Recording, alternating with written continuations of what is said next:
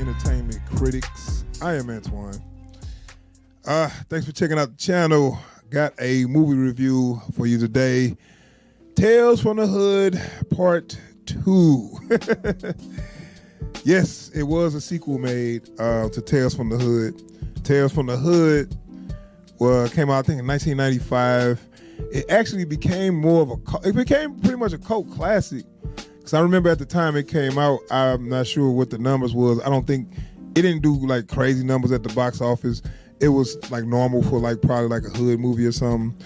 But this movie, Tales from the Hood 1, actually was basically a horror anthology, a horror anthology movie with a urban tone, which actually, it was actually kind of genius to me, man, because it was something you never see, something you have not seen before. And at the time, hood movies was like real popular too.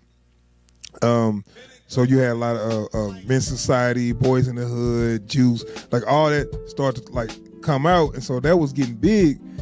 So the director Rusty Cundieff, which is a film director that I actually do like. He done some other big things. I don't know what he done too much lately. I've looked up his filmography. He looked like he done a few things, but nothing too standoutish. But a lot of people probably don't remember.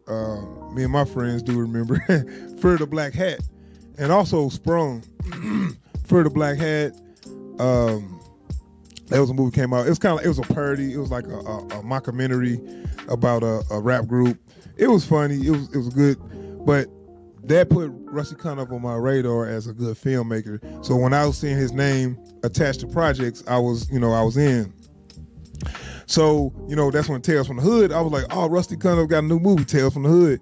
So like I said, it was a horror anthology of with an urban twist to it. All right, so let me dive into what this movie is about. So. This is a horror anthology series, and following the same blueprint of all the other anthology series that have one person pretty much telling a story on different people.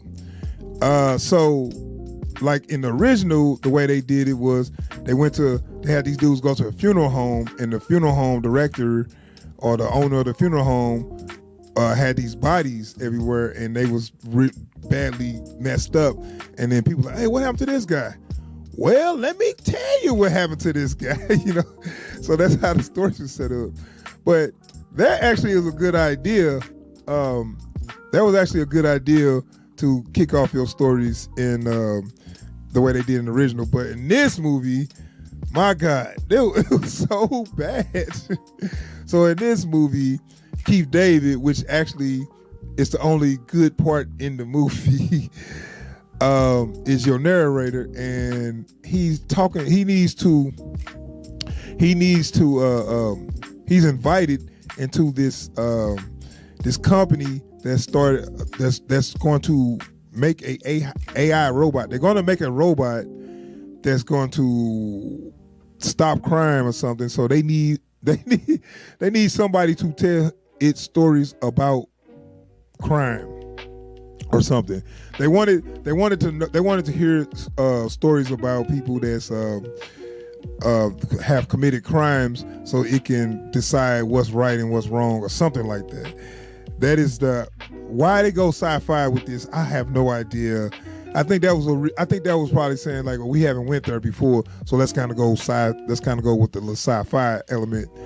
So that's your main theme, So basically he said, oh, okay, I can tell great stories. So Keith David looks directly into the camera and say, I got great stories. Sit back and enjoy yourself. I'm looking like, what the fuck? Oh, man. This movie. So you got all these, so like I said, it's an anthology series. So you got, a gang of stories. One of the stories in particular is about, okay, now keeping with the theme of the original, they touch on a lot of stuff with, race.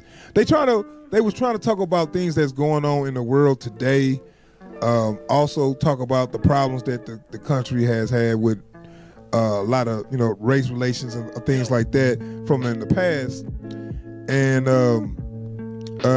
the way they that was kind of like the theme of the original Tales from the Hood. Like things will happen, but it always has some kind of message behind it, And the gag was they had one of these black dolls, like with the big lips and all that. So anyway, you knew the doll was gonna come alive sooner or later, but the way they did it was so bad because the fucking doll, when it was finally time for the doll to come alive, they didn't use a puppet. Yeah. They didn't use CGI. They put a man in a suit. A full-grown man in a suit. Oh, my goodness. So the doll like this big. And, the camera turn away. Next time the camera come back to the dial, it's a full-grown 6-foot man in a suit. in the suit with the dial. It looked like a suit from Chuck E. Cheese. Like somebody put on that big head and the clothes. Like, what the fuck? What is this? This supposed to be. If it's not scary, it's got to be funny. It's neither. It's stupid.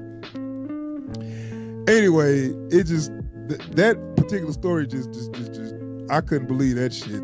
So anyway,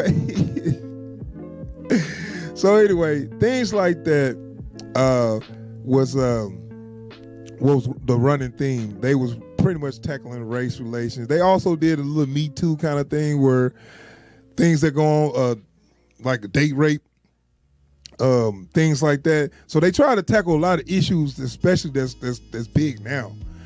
And it was, I see what they was trying to do, but it was like, why is it so cheap though?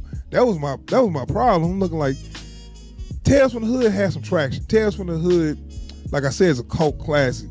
When you get one of them cult classics, that means when you make a sequel, it's gonna sell because of the name. I guess they knew that, but I'm thinking like they could have put a little money behind it, knowing that you got that name. Okay, we can greenlight a little more money. We can give you, a few $1 million for this, because we're gonna make that back. But it looked like the budget had to be under $1 million.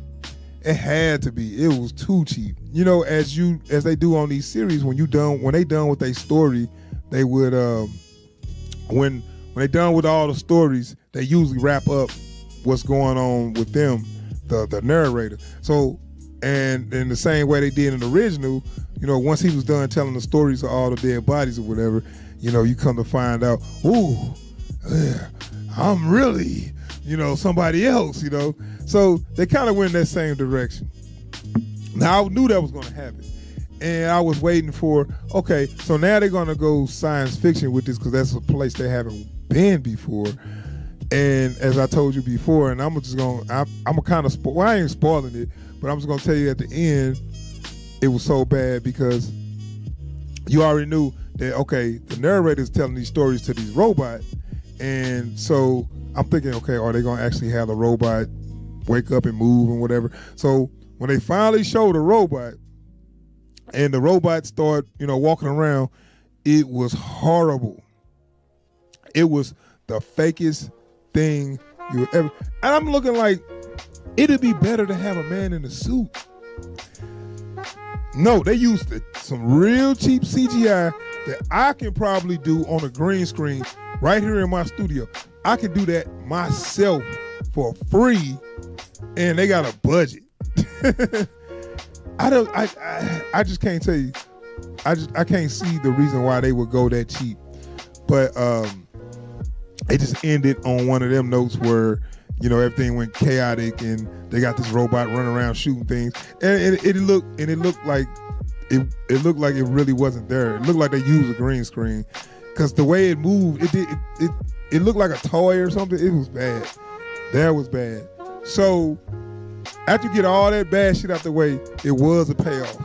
And I don't want to spoil it for you, but let's just say the payoff of the ending was very similar to to the first one. So you got to sit through all the dumb shit just to get that the last 30 seconds of the movie was kind of cool.